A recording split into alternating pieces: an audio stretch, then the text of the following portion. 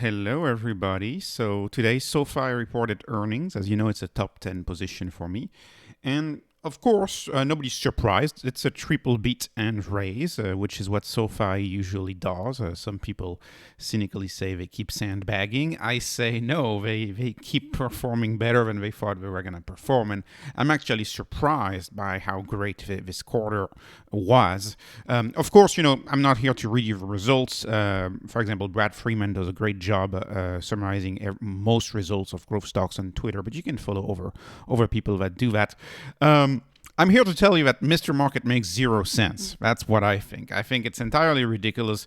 It's down 11% from when they reported, and there's just some nonsense forces in the short term. And that's funny because SoFi has had up 30% days before on earnings that were not as good as this. So, it's a total nonsense the way the market reacts. It doesn't matter. We're in this phase where every single stock is selling off, and that means that there's a lot of cheap stocks right now. But, we've had cheap stocks for 2 years. So all I want to say is that if I was a CEO, frankly, I would want to run a private company. When I see some of these big private unicorns like Stripe, I'm like, yeah, stay private for a long time, because trying to understand this is really not beneficial for one's IQ, and it's just dumb. It's just dumb. I mean, the results were excellent. Let me show you how good the results were. So as you know, on this channel, I have a bias for the very long term. 20, 30, and more. And I'm in the process of kind of changing the channel and only covering very long-term stuff. And I have a very strong bias for revenue growth. And I'm happy with that. Most people want companies to make money now. I don't want my companies to make money now. Like SoFi is going to be GAAP profitable in Q4. I really don't care. This is not my style of investing. I invest for product adoption.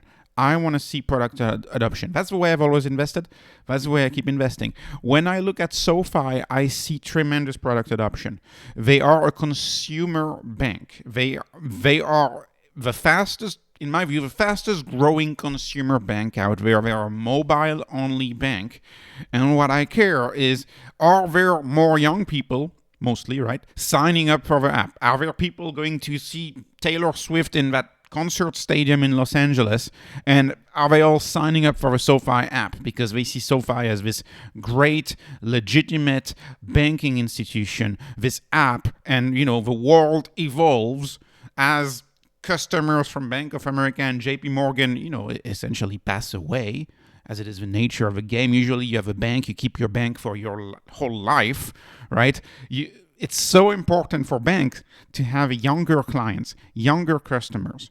And to me, when I look at the SoFi revenue mix, when I look at where the revenue is going to come from, where all of these banking clients are going to be, they're going to be held in a neobank, a new bank, the best of which in the United States is SoFi. SoFi focuses on young, high earning or high potential customers, which they call members, right? Which is also another way of thinking about business, right? I still call them customers. They're members. They have this holistic one banking platform for everything. That's kind of my view of the world. Anyways, when I look at SoFi, almost 7 million, I'm going to call them members, almost 7 million members across various products.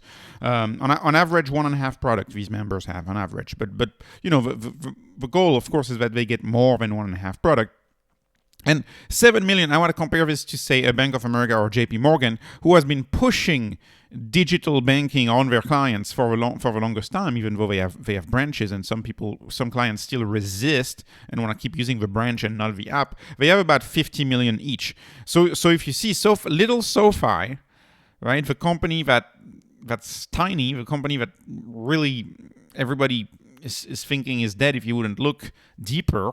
This company has 7 million members, and it's growing at 47%, and that's an increase. 47% year over year, that's an increase from 44%. And if you look at quarter over quarter, we had it from Q2 to Q1, right? We had 10% quarter over quarter. That's accelerated. The quarter over quarter growth has accelerated, plus 11.5%. Very few companies of mine, I can say that. This is outstanding. This is a business that's accelerating. The value proposition of a product is there, And the question is, how quickly, how soon will SoFi get to 20 or 30 million customers? Will it be that by 2030, or will it be sooner? Right? At this rate, it's going to be very fast. So, anyways, they're doing so well. When you look at the products, their products are getting adopted. They're selling more and more products, right? At 10,400, so the 1.5 product per client number holds roughly. That has increased as well. The bear thesis from 9 months ago was that Galileo, which is their AWS of fintech, which is them selling fintech backend services to other banks and other companies, that thesis is starting back up. It's starting again. And so SoFi is offering operations support for a lot of third-party companies, third-party financial institutions, 137. And so this is the system where, what if you want to offer a checking account and a credit card to your existing customer in your financial institution? Well, you can do that with Galileo. That is increasing again.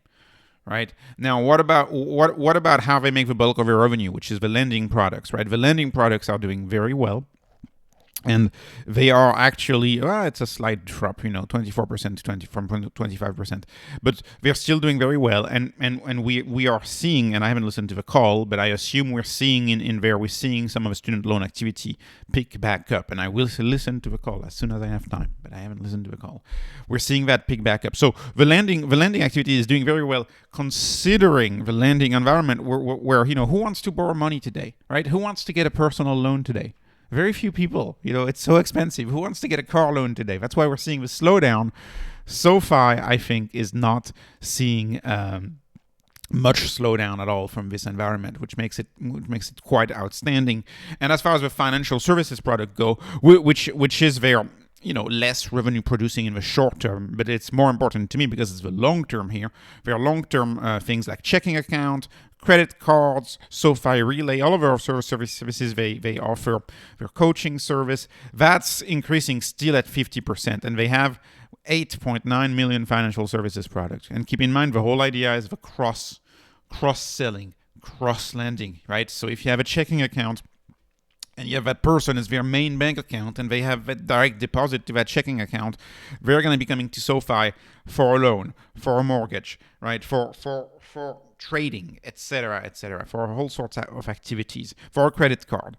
Anyways, revenue's up, which is what I'm very happy about, but the revenue has slowed down a little bit, but you're still at 27% year-over-year revenue growth for a consumer bank in this environment where interest rates are very high and they're having a hard time. So this is stunning to me. And their EBITDA is up, which is my proxy for cash flow. So what I care about EBITDA, of course, adjusted EBITDA, I use it as a proxy for cash flow. I care that it's positive. As long as it's positive, it's good enough for me. I want them to invest in growth, right? So almost 100 million in EBITDA this quarter. They will likely beat that. And as far as the guidance goes, they upped their guidance again. You're like, why am I surprised? Why am I not surprised? Well, that's the third time of the year they up the guidance, and so they've upped the guidance, and it's really outstanding. I mean, we're still looking at annual growth, in well into the 30% in revenue growth, right, between 33 and 34% in adjusted net revenue of growth. So that's well within what I look for in a stock. I want more than 30%. The EBITDA margin is going to be really nice, doing well as well, and they are GAAP profitable, which frankly doesn't really matter to me, but the market supposedly cares about GAAP profitability. So we will see in 2024 if the market actually care about GAAP profitability. I can think of a few stocks who do everything to be GAAP profitable and the market doesn't react. So we'll see if the market actually cares. But to me, this is all about the top line. This is a top line play. Like most of the stocks that I invest in, this is a top line play. Is this getting adopted? Is this product getting adopted? And per my view of this stock as a top line play, right? The thesis is getting stronger. They are seeing the clients of the future. The clients of the future are joining SoFi at a faster rate, and that's accelerating. There's more younger people signing up for SoFi, right? more people turning 18, and they think, okay, I'm going to join SoFi because SoFi is an app and it makes sense, because I don't think Bank of America has any expertise running an app. Money's an app, money's digital. There's no reason for a branch. Why would I walk into a branch? Why would I pay with paper? There's no reason for that. And so they have legitimacy here. They're seen as a legitimate player in the digital banking space, where a Wells Fargo or Bank of America, in my view, is seen as a legitimate player in perhaps banking, but not in the digital banking space. And banking is becoming fully digital. So anyways, that's one aspect. These clients precede revenue growth.